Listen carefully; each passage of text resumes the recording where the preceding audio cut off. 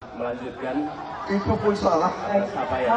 Pak Prabowo, Anies, Pak Prabowo, jangan Pak Prabowo, Pak Prabowo, Pak Prabowo, mohon menyuruh Pak Firly,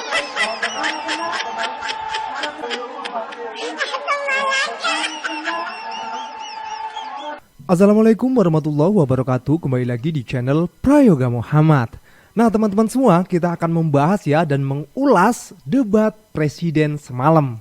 Wah keren banget, kita harus tepuk tangan dulu ya. Kita patut mengapresiasi karena memang debat kali ini memang debat yang paling ditunggu. Dan debat ini ternyata bener-bener apa ya, bener-bener memanas. Iya bener-bener seru lah pokoknya lah. Tapi banyak orang yang tidak menyangka kalau akhirnya Pak Prabowo kalah telak ya. Dimana temanya kan pertahanan tuh, harusnya Pak Prabowo yang mendominasi ya. Karena beliau kan masih berada menjadi Menteri Pertahanan yang tahu seluk-beluknya. Tapi justru momen semalam itu Pak Prabowo seperti dikeroyok dengan Pak Anies dan juga Pak Ganjar. Dan lagi-lagi Pak Prabowo mengatakan Pak Anies. Di sini terlihat ya kalau Pak Prabowo mulai emosi lagi, mulai terlihat lah ya emosinya gitu ya. Dan mungkin ini juga pancingan dari Pak Anies yang sejak awal Pak Anies itu sudah ibarat motor itu sudah ngeber duluan gitu ya. Aduh, bener-bener ini mantap sekali pokoknya. Nah, terus juga ada di akhir debat itu ya, di mana Pak Ganjar dan Pak Anies itu seperti menyerang, dan di situ Pak Prabowo itu tidak bisa menjawab, tidak bisa memberikan bukti, fakta dan lain-lain, yang dimana Pak Prabowo justru mengatakan tidak cukup waktunya. Terus Pak Prabowo mengajak untuk mereka berdiskusi di luar forum tersebut. Tentu mereka pun menolak ya kan, karena kan forum debat ini yang seharusnya dimanfaatkan sebagaimana mestinya, yang mana di situ harus bisa menjawab dan bisa juga mengkritiki dan bisa juga menjawab untuk apa? Biar masyarakat semua tahu, tidak perlu ada yang ditutup-tutupi ya kan? Oke teman-teman semua, coba kita mulai dari video yang pertama ini ya. Ini gua ngelihat dari video yang akhir dulu ya. Coba kita lihat videonya. Pak Anies. Saya tidak bicara tertutup, saya bicara di Dewan Perwakilan Rakyat Komisi 1, di mana semua partai yang mengusung Bapak hadir dan menyetujui yang saya ajukan. Jadi dan juga sekarang waktunya nggak ada, jadi saya mengundang kita bicara terbuka, silakan. Tapi saya ingatkan, Bapak cinta atau tidak dengan negara ini? Masa kita mau buka semua kekurangan kita, semua masalah kita buka di depan umum? Apakah itu pantas? Di negara yang baik, di negara maju, masalah rahasia ada, Profesor. Jadi bohong, saya tidak minta tertutup. Saya terbuka, Komisi DPR terbuka. Tidak ada yang perlu dirahasiakan. Bapak Presiden menyampaikan Bapak punya lahan lebih dari 340.000 hektar, sementara TNI kita, prajurit kita selebih dari separuh tidak punya rumah dinas. Itu fakta, tidak perlu dibicarakan secara tertutup. Itu kekurangan yang harus kita perbaiki. Dan ketika tadi Bapak mengatakan Bapak akan meningkatkan kesejahteraan, Pak, Bapak ini sudah Menhan selama 4 tahun, hampir 5 tahun. Bukan calon Menhan. Jadi harusnya menunjukkan inilah yang sudah saya kerjakan. Bukan mengatakan apa yang akan dilakukan. Nah saya menyampaikan, bila saya ditugasi maka kenaikan gaji dilakukan tiap tahun. Maka perumahan prajurit TNI dipastikan dibangun. Sehingga mereka tidak perlu ngekos, tidak perlu mereka sewa. Dan mereka bisa tenang. Mereka diminta mempertahankan setiap jengkal, tapi kita tidak memberikan tempat tinggal bagi mereka berdinas. Itu tidak benar, itu harus dikoreksi. Nah di momen ini ya benar-benar Pak Anies itu langsung jedas gitu ya. Dan di sisi lain di momen ini juga kita bisa melihat ya, wajah Pak Prabowo itu terlihat, kalau menurut gue pribadi sih ya, gue merasa apa ya, gimana sih, kasihan apa gimana gitu ya. Jadi di sini gue malah justru berpikir gini, harusnya Pak Prabowo itu yang mengusung Pak Anies untuk menjadi presiden ya. Harusnya Pak Prabowo itu udah santailah di belakang gitu ya. Kalau menurut kalian semua gimana guys? Oke, kita coba lihat ya komentar dari netizen.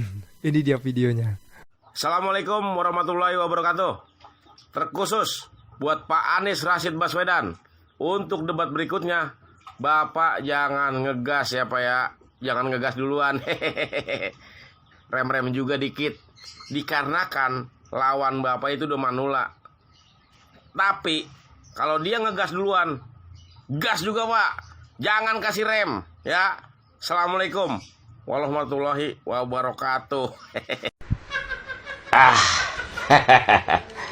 Kalau lihat debat semalam ya, kedebong pisang, ditanya harus jawab, jawabannya nggak ada waktu, takut waktunya kurang. Duh, kalau waktunya mau banyak Pak, di room TikTok Pak. Masuk room debat di TikTok. Ya namanya debat KPU ya, ada waktunya lah. Biar kebagian semua. Aduh, susah dah kalau udah sama kedebong pisang. Jujur pasti kalian sedih kan lihat ini. Sama gue juga sedih lihat muka beliau. Cuman kalau dipikir lagi kayaknya gue yang lebih layak dinangisin. Masa gue mau nangisin kakek-kakek yang punya harta triliunan? Lagian ngapain sih Pak? Mau nyapres lagi? Udah kemarin udah gagal tuh, udah stop. Kalau nggak jadi kepala yang mengkaderisasi politisi berikutnya kan lu lebih bagus gitu. Akhirnya kan pendukung lu malah baper kan ngeliat lu, kasihan. Bukan malah adu argumen, sekarang malah adu perasaan jatuhnya. Seolah-olah lu terintimidasi banget, muka lu melas, padahal ini forum diskusi argumen. Sorry ya. Pak, kayaknya lawan Bapak agak berat nih Pak. Prestasinya banyak. Dia mah cuman politik identitas. Loh, kan buktinya ada tuh Pak, Stadion JIS, bagus banget Pak. Itu mah politik identitas. Loh, kan ada juga tuh Jaklingko. Jakarta juga Jalan Sudirmannya bagus Pak. Itu mah dia ngomong doang, jago ngomong. Nah, buktinya sekarang Jakarta juga banjirnya udah kurang, Pak. Bagus itu. Itu mah retorika doang, dia retorika doang. Sorry ya. Lah, kok Bapak ngebantah terus? Bapak emang prestasinya apa?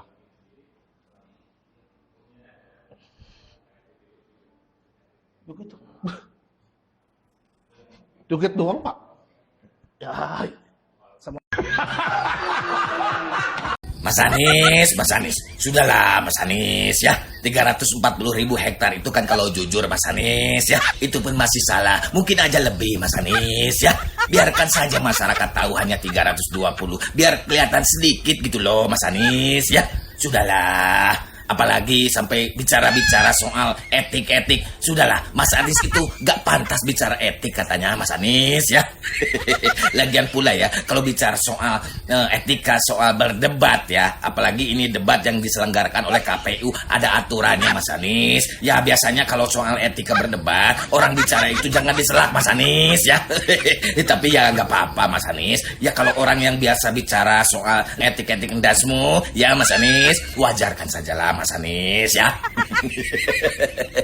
Aduh, jadi debat semalam memang lucu-lucu, nyebelin sih sebetulnya ya. Ya terlihat siapa yang siap, siapa yang tidak siap. Nah yang tidak siap emosi. Jelas kelihatan banget itu emosinya meluap-luap. Akhirnya ya salaman aja nggak mau sama Mas Anies. Ya yang lebih muda dong yang nyamperin yang tua, mungkin seperti itu. Atau senioritas. Masih ada senioritas kayak di kampus. Tapi kayaknya senioritasnya hanya berlaku buat Mas Anies dah. Kayaknya ke Pak Ganjar nyamperin tuh. Ada masalah pribadi mungkin ya Mas Anies. Ya di saat debat itu juga ya Pak Prabowo mengatakan dan memanggil Pak Anies itu dengan sebutan Profesor Anies. Padahal Pak Anies belum profesor ya. Gimana ini maknanya nih, gue juga kurang paham nih. Dan juga pada akhirnya banyak juga netizen yang melihat Pak Prabowo itu tersedih-sedih. Loh, ini kan forum debat ya, kok malah justru perasaan sedih nih, gimana nih? Bingung juga nih. Tapi emang gue sendiri juga sih ngerasa sih kasihan ya, bukan kasihan sih, agak sedih gimana gitu. Tapi ya nggak kasihan juga ya, orang Pak Prabowo itu kaya loh, triliunan duitnya, harusnya gue sendiri yang dikasihani. Oke, ini juga ada ya salah satu pendukung Pak Prabowo yang akhirnya kayaknya pindah haluan nih gara-gara debat semalam. Coba kita lihat videonya. Ratusan tahun negara-negara dari jauh datang ke Nusantara ini untuk intervensi, untuk mengganggu, untuk adu domba, dan untuk mencuri kekayaan kita. Sampai kita merdeka, kita pun harus berhadapan dengan kekayaan alam kita diambil dengan murah. Karena itu... Aduh, wow. Kau bikin saya pening. Tadinya saya mau pilih kau, tapi kau bicara makin blunder. Kau bicara mengenai pertahanan yang mana 100 tahun ini selalu jebol. Sementara Menteri Pertahanannya kau. Lalu berapa tahun kemarin kau bikin apa? Aduh, jangan-jangan betul lagi yang Bapak Anies bilang. Aduh, anggaran ke sini tapi malah beli alutsista bekas sana sini. Kalau kayak begini saya tidak jadi pilih kau. Kau bicara terlalu blunder. Hiui, saya pusing. Nanti baru ujung-ujung kau bilang kau sepakat lagi dengan Ganjar. Kau tidak punya gagasan kah? Kau bongkar sendiri aibmu. Aduh, ya sudah. Saya tidak pikir 2 kali lagi, tapi saya pikir 1 kali. Saya tidak pilih kau. Pak Prabowo mengatakan tanpa kekuatan militer, sejarah peradaban manusia mengajarkan bahwa bangsa itu akan dilindas seperti Gaza. Tapi jangan lupa Pak, sejarah peradaban manusia membuktikan suatu bangsa telah bangkrut karena terlalu banyak hutang. Sorry ye.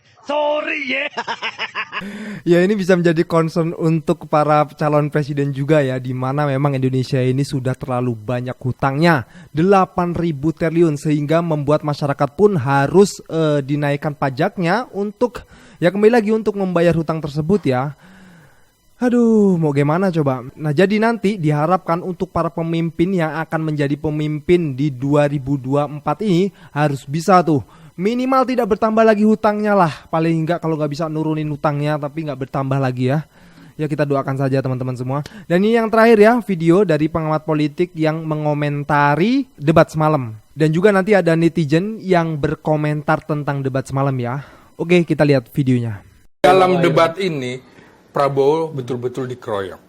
Dan persoalan apa yang dikemukakan, kebijakan Kementerian Pertahanan itu yang menjadi awal dikulitinya Prabowo. Di luar perkiraan juga yang semula kemungkinan Prabowo akan unggul dalam debat ini, ternyata kejadiannya lain. Justru dalam hal ini Anies dan Ganjar lebih unggul daripada Prabowo dalam debat kali ini. Yaitu tadi Anies dan Ganjar mengeroyok Prabowo. Itu salah satu kesimpulan dalam debat yang menarik kali ini. Apa karena orang-orang di belakang sosok Ganjar Pranowo, di sana ada Jenderal Andika Perkasa, ada mantan Kepala Lemhanas juga? Ya, saya kira betul baik di kubunya Anies maupun di kubunya Ganjar itu ada orang-orang militer, juga polisi yang kemudian memberikan input, yang memberikan masukan kelemahan-kelemahan Prabowo ada di mana. Dan itu betul-betul dimanfaatkan dan Prabowo akhirnya tidak bisa menjawab.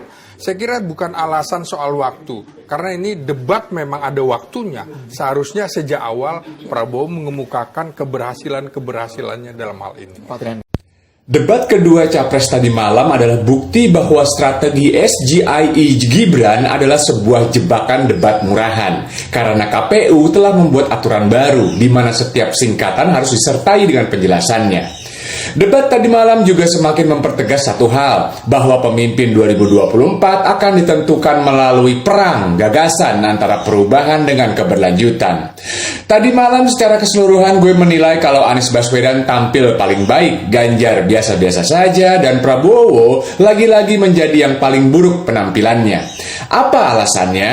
Pertama, gue mulai dari Ganjar. Menurut gue Ganjar biasa-biasa aja karena dari awal ide besarnya tanggung dan tidak tegas, berada di antara perubahan dan keberlanjutan. Kedua, Anies Baswedan menurut gue tampil paling baik karena beliau satu-satunya capres yang menyinggung masalah Palestina. Anies Baswedan dari awal opening statementnya sudah mengambil inisiatif menyerang dan konsisten terus menyerang Prabowo. Argumen-argumen seperti kesejahteraan pemberitaan anggota TNI yang separuhnya tidak memiliki rumah dinas sangat timpang dengan Prabowo sebagai Menhan yang memiliki 340.000 hektar tanah. Lalu mengenai mega anggaran pertahanan sebesar 700 triliun, tapi malah dipakai untuk membeli pesawat bekas. Dan mengenai food estate yang entah apa hasilnya, tapi jelas-jelas telah menghabiskan banyak sekali anggaran sekaligus menghancurkan alam Indonesia. Argumen-argumen tersebut telah membuat Prabowo kesulitan menjawab, emosi, dan menjadikan Anies sebagai penguasa panggung debat. Ketiga, Prabowo tampil paling buruk karena beliau malah lebih fokus menahan emosinya untuk tidak meledak, ketimbang berpikir untuk melakukan serangan balik kepada Anies Baswedan. Bukannya menyerang balik, Prabowo malah menciptakan diksi baru, yaitu omon-omon. Gue berharap kalau omon-omon bukan tanda masalah kesehatan Prabowo. Gue juga melihat kalau sebenarnya Prabowo bisa tampil paling mengesankan, bahkan menjadi guru bagi Anies dan Ganjar, karena beliau hampir seumur hidupnya berkarir di militer dan sudah menjabat sebagai Menteri Pertahanan aktif selama 5 tahun. Tapi nyatanya keunggulan tersebut malah berbalik menjadi kelemahan Prabowo, karena sebagai Menhan aktif, Prabowo tidak dalam posisi untuk mengumbar janji, melainkan dia harus lebih dulu mempertanggungjawabkan semua rekam jejak dan capaiannya selama menjabat. Tapi sayangnya, rekam jejak Prabowo selama ini meragukan, penuh tanda tanya, dan Prabowo tidak bisa menjawabnya. Ditambah lagi dengan posisi Prabowo sebagai pembantu Jokowi, sehingga dia terbebani untuk membuat pembenaran atas semua program dan kebijakan Jokowi. Jadi bagaimana bisa Prabowo membuat janji program baru ketika capaiannya selama menjabat sebagai Menhan saja meragukan? Satu-satunya alat akurat untuk mengukur kemampuan seseorang adalah rekam jejak dan prestasinya. Dan itu adalah hal yang minim dimiliki oleh Prabowo. Debat Capres kedua tadi malam semakin membuat gue yakin untuk memilih Anies Baswedan, bukan yang lain. Salam semangat Antitesa 24. Ya, komentar dari Mas Antitesa ini cukup menarik dan berbobot ya. Penjelasannya cukup kompleks lah pokoknya ya. Intinya di debat Cawapres semalam itu di mana Pak Anies terus menyerang dan Pak Prabowo kewalahan. Mungkin bisa disimpulkan ya bahwasanya debat Cawapres semalam itu menjadi senjata makan tuan justru ya. Iya nggak sih? Kalau menurut kalian gimana? Oke teman-teman semua, jangan lupa ya berikan komentar kritikan kalian di bawah ini. Jangan lupa juga untuk like, subscribe channel ini. Semoga video yang gue share ini bisa manfaat untuk kalian semua. Dan di debat yang semalam bisa menjadikan kita lebih berfokus untuk memilih siapa tuh. Karena kita tahu kan kualitas dari masing-masing cawapres yang diperlihatkan kepada kita semua. Oke, segitu saja ya. Sekian dari gue, Prayoga Muhammad. Wassalamualaikum warahmatullahi wabarakatuh.